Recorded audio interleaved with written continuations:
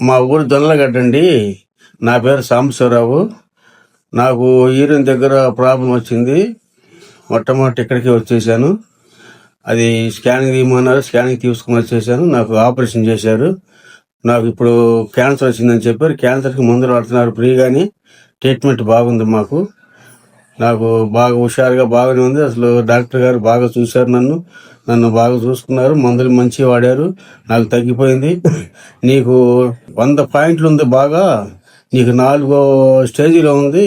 అటువంటిది నీకు తగ్గిపోయింది. 3 పాయింట్లకు వచ్చేసింది. ఆ 3 పాయింట్లకు కూడా 4 కీమోలు పెడతామన్నారు. 4 కీమోలు పెట్టేశారండి.